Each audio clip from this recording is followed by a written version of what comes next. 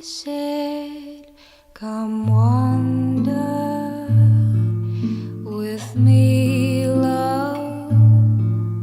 Come wander with me away from this sad world.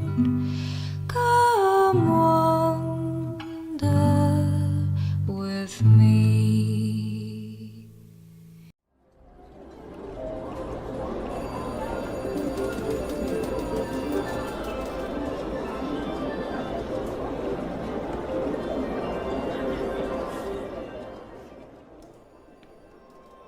Diet Coke cans made from the Titanic. Part 3. Casino. The room was filled with smoke. Sounds of coins clinging, people laughing, and monetary conversations danced through my ears like an overwrought symphony as I stepped through the casino's doorway. I walked over to the bar and ordered a bottle of beer and lit a cigarette. Back into the world of my novel. As an artist, I never felt right about giving the audience what they wanted. I wanted to exceed their expectations. Everyone wanted a fictional novel after the preliminary successes of my short stories. Then, when news broke out that I began a non-fictional memoir of my life, everyone wanted it to be about my celebrity relationship with Amber Myers. The microphone I had carved with my bare hands, one clack of the typewriter and scribble of the pen at a time. The voice before the audience that I have created with my soul and heart. Influence is a powerful and covetous thing, no matter its size. Amber never deserved a slam piece, and I didn't stay up at night as a child staring at the ceiling, praying for the chance to just write a broken-hearted book without grace and not be grateful for the incredible doors she opened for me. How do you keep the most sought-after woman in the world? The question that's rattled the minds of every hopeless romantic in search of unparalleled beauty and priceless communication since the creation of the wedding ring. Then, the unknown variable. Anna. The diamond she hand-cut of herself, too big to be placed atop a golden ring setting. The nameless girl in the big city. No cameraman waiting outside her apartment. No stylist making a career from her headshots. But a person whose eyes you can fall endlessly inside of and see the reflection of your soul entangled inside the thinnest strains of her DNA. Someone that will reward you with a love deeper than you could possibly ever dream of, just by acknowledging her and trusting her with a piece of yourself. She was somebody who made you feel like somebody, without worrying if you were the only body that was laying beside her at night. Anna never made you feel as if you were a contestant in an unspoken game show where you had to perform for her heart. There were no games or magic tricks to winning her love. Devotion went far with her. It's what made her kisses better, deeper than anyone else's lips I've ever pressed mine upon. Anna became the words I needed the most. She became my voice.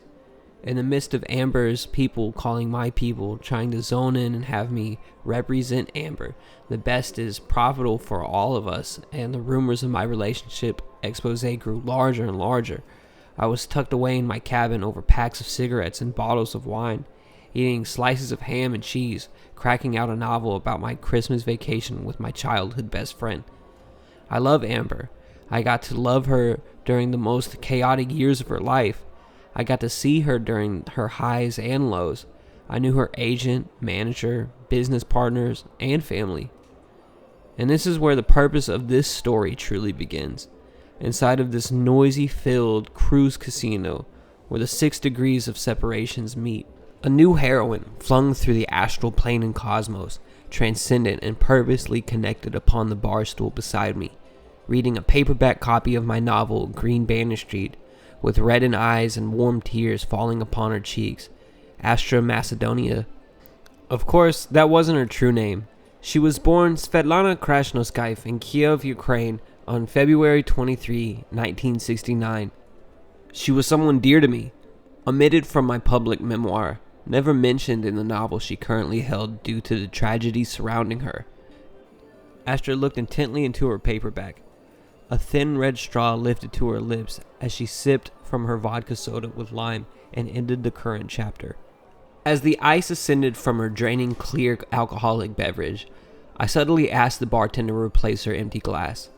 She bookmarked the page, closed the novel, and placed it face down upon the casino bar. I waited until the bartender brought her the drink, trying to think of something clever to say, and once he handed it to her, I walked over with something only halfway humorous and introduced myself by asking, "Would you like an autograph?"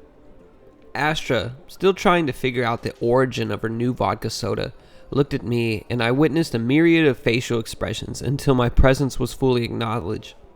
"Alex!" she exclaimed as she stood from her bar stool and gave me a hug. I squeezed back, overjoyed at the reunion of once again being near her. With reddened eyes, she smiled her beautiful smile. "You were writing about Amber," she said, explaining her earlier soft tears. "You two really loved each other, didn't you?" My mind drifted to my past relationship with the movie starlet. Pictures of memories played as a slideshow momentarily in the forefront of my mind until I snapped back into reality. Yeah, we really did. We sat down at a booth and resumed our conversation. We delved deep into common and relatable topics and gossip. I hadn't seen her in years. The ethereal matter of her face and body filled back into the crevices of forgotten images of my past. Even the most beautiful and lucid canvases God creates becomes blurred and transformed as time passes. But instantly, once you can see it and smell it, the person, place, thing, everything comes back into focus. Her velvety accent, perfume, bangs, and eyes before me again. Let it be known, I never looked at Astra with any longing of intimacy or romanticism. Instead, my elongated awes and serendipitous infatuations were merely a product of my divine respect for her. She was impossible to forget, and her entrance was never ignored. Her soul was magnetic and spellbounded those she surrounded. Astra will spend the remainder of her days serving a purpose of beauty and elegance, created as a goddess to cover the earth in milk and honey. Astra burped loudly, slammed down her empty vodka soda, and lit a cigar. "Can you believe we are on a fucking ocean liner together?" she asked after blowing thick smoke rings. "Holy shit, isn't that some kind of divine purpose shit?" She then, without skipping a beat, gave a short and honest prayer. "Dear Jesus, please forgive me for my crude language." Then she put her fat cigar in a clean ashtray. "You look really good, Alex. Marriage usually gets people chunky." I felt too gross about myself. I've eaten shit my entire life, and after years of chain smoking and drinking nothing other than alcohol and caffeine, I started having these weird panic attacks. "Yeah, I remember those shitty bologna sandwiches you used to make." "Oh yeah, I learned how to cook healthier too," I replied, excited from the alcohol and caffeine flowing in my body. Astra and I laughed and ordered another round. "Wait, how did you know I was married?" I asked as we waited for the next drink. "Amber told me." Thinking back, writing this, I realized how ignorant I was in that second. But for a moment, I had forgotten the past, and reality came flooding back to me, all at once, in a tsunami wave. Aslan Myers, her deceased husband, Amber's brother. "They called us a fucking power couple," she exclaimed after shooting another cold shot of Stoli. "I hated that stupid phrase so much." "You were both rich and famous," I responded, matching her energy. "That doesn't mean I wanted to be categorized and packaged. America wants everything to be so simple and grand so it can be sold. They call it idealism, but everyone is just in a fucking cult." She simmered and collected herself. Aslan had nothing to do with my foundation, nor did I with his. I was still in Ukraine cleaning houses when Aslan and Amber made their first film. My time hadn't come yet. Now, of course, fate projected me upwards until we became lovers. But I would argue it was far more complicated than our own fruition and creative angst. Power couple. Ha! "Aslan really cared about you," I replied, smirking at the sight of her seeing her worked up. "He was the fucking love of my life," her head tilted. Then, from the corner of my eye, I could see my beloved wife, Anna, in crumbled clothing and bedhead, slowly made her way through the sea of people to the booth where Astra and I sat. Anna sat beside me and whispered in my ear, "Well, I'm already a bottle of Pepto-Bismol into this day." Astra stood up and exclaimed excitedly, "This is your wife?" She then leaned in and wrapped her arms around Anna. "Oh, okay, this is fine," Anna replied, leaning away from her and pressing into me. "Anna, this is Astra," I said frankly. "Astra, this is..." "Oh, psst! Don't introduce us so blandly, Alex. I want to remember this moment."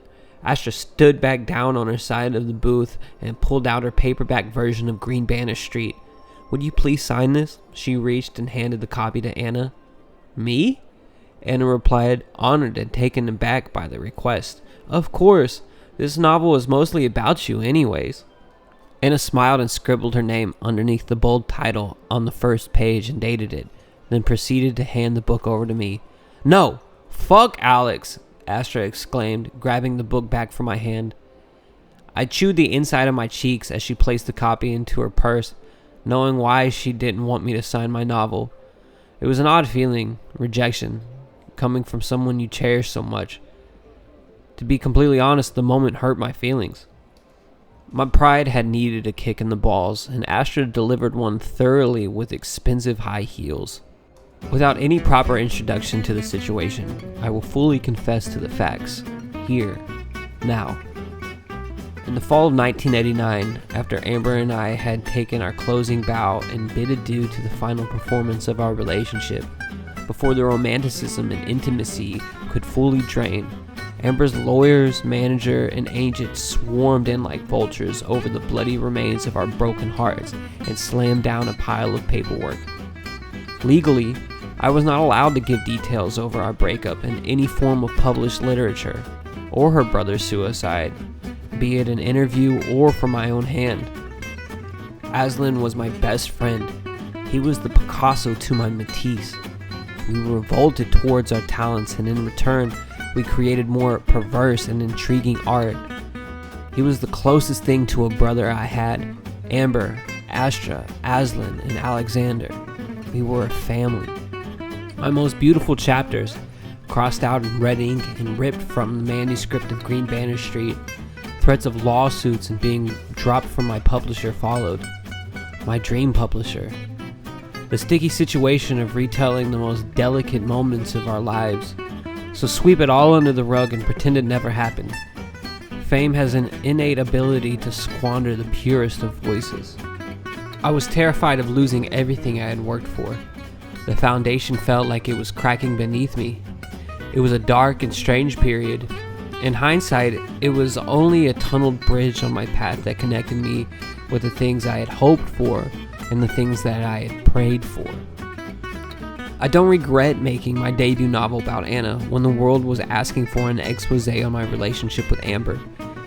In the end, it wasn't a sacrifice to focus on Anna and my childhood home than the juxtaposition of my short-lived, glamorous, and tabloid-centered life. Anna is my wife now, my partner who I'm traveling the world with as I write my fictional novel, The Man Who Wore Pink. This is the answered prayers from the child who whispered them during his lonely nights in a duplex home.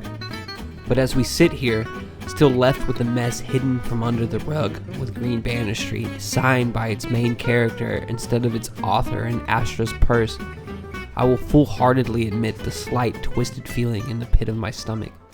Did Alex ever tell you about the time when Aslan fingered me in the Museum of Modern Art? Astra asked as she lit another cigarette. We were now past the awkward introductory phase, hours into the conversation with a stacked ashtray and deep into our drunkenness. It was in front of the water lilies. "Uh-huh," Anna replied. "Alex once did it to me in a McDonald's drive-thru." "Alex!" Astra laughed hard and slapped the table. "You tacky boy! I always thought you were more artistic than that." No, I wouldn't blame it all on him.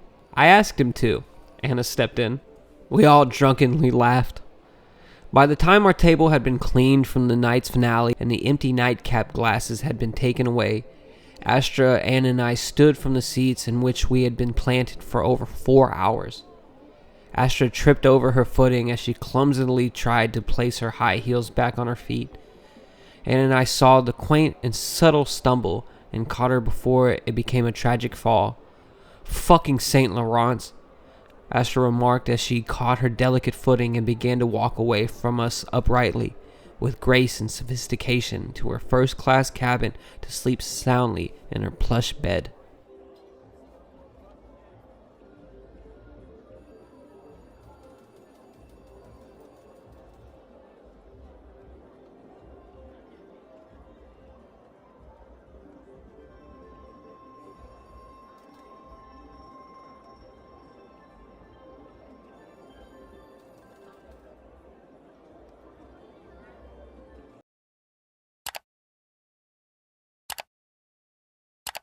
I don't want to live life fine.